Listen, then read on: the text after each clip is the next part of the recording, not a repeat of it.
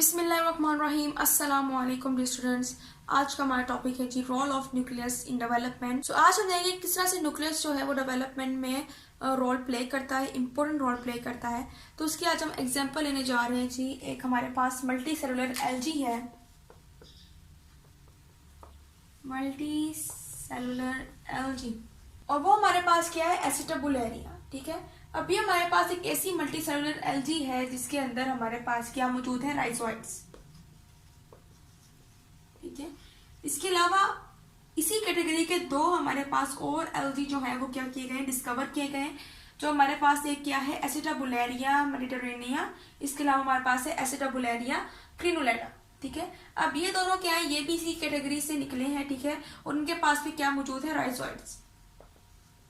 इसके पास भी राइजोइड्स मौजूद हैं, इसके पास भी राइजोइड्स मौजूद हैं।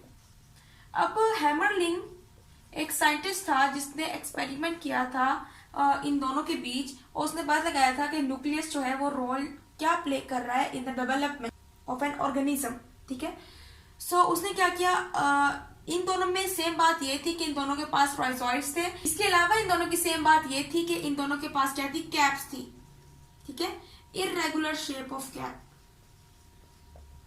Irregular cap. ठीक है, सो ये दोनों चीजें तो थी, इसके अंदर क्या थी, मुतशाबत रखती थी। और इसके अलावा इसका जो न्यूक्लियस था वो क्या था, एट द बॉटम, नीचे। ठीक है, इस तरह इसमें भी क्या था, न्यूक्लियस एट द बॉटम था। सो इन दोनों के दरमियान उसने एक एक्सपेरिमेंट किया हैमरलिंग ने, और उसको ये पता चला कि न्यूक्लियस जो है वो कितना मेन रोल जो है वो अदा करता है in the development of an organism.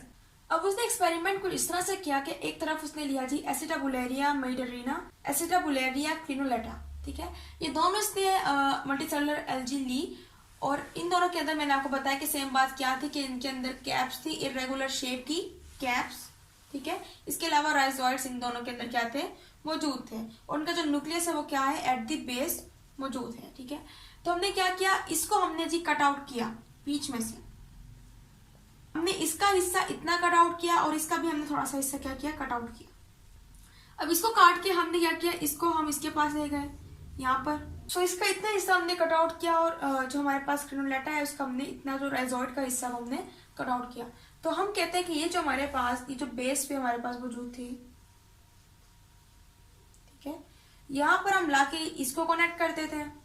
ठीक है, और यहाँ पर जो इसके पास बेस पे मौजूद थी, ठीक है, इसी की बेस को हम बात कर रहे हैं, यहाँ पर हम लाके इसको कनेक्ट कर देते हैं। इसको मैं डार्क कलर से शो कर देती हूँ। ये मेरे पास क्रिनुलेटा का राइजोइड है, जो आकर हम क्या कर रहे हैं, यहाँ पर आकर इसको अटैच कर रहे हैं। मैंने लाकर इसको यहाँ पर अटैच कर दिया, जबकि इसे तो सिंपल मेरे पास राइजोइड है, मैं इसको लाकर क्या कर दिया, अटैच कर दिया यहाँ पर। ठीक है, अब एज ए रिजल्ट हमारे पास क्या होगा, जब हमने इसको कनेक्ट किया यहाँ पर, ये हमारे पास इसका हिस्सा था क्रिनुलेटा का, यहाँ पर जो हमारे पास ऊपर कैप डेवलप होगी, तो जो हमारे पास कैप बनेगी वो हमारे पास यही कैप बनेगी जो कि हमारे पास क्या थी, मेडिटेरेनिया की कैप थी। ठीक है, ये हमारे पास शेप कैप बनेगी, अम्ब्रेला शेप कैप।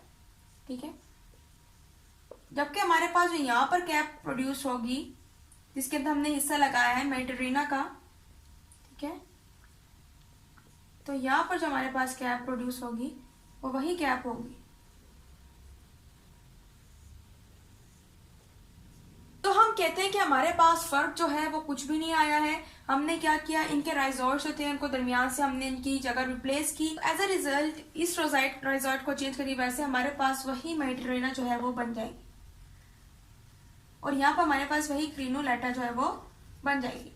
यानी कि इससे हमें न्यूक्लियस के रोल का पता चल रहा है कि न्यूक्लियस जो है वो कितना हमारे पास कितना अच्छा रोल प्ले कर रहे हैं डेवलपमेंट।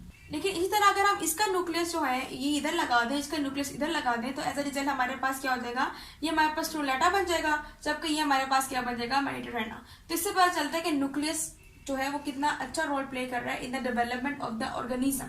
सो ये था आज का हमारा लेक्चर। उम्मीद है आपको लेक्चर समझ आया होगा। इंशाल्लाह अगले लेक्चर में मजीद जो हमारे पास टॉपिक्स हैं उनको हम स्टडी करेंगे। सो तब तक के लिए अल्लाह हाफिज़।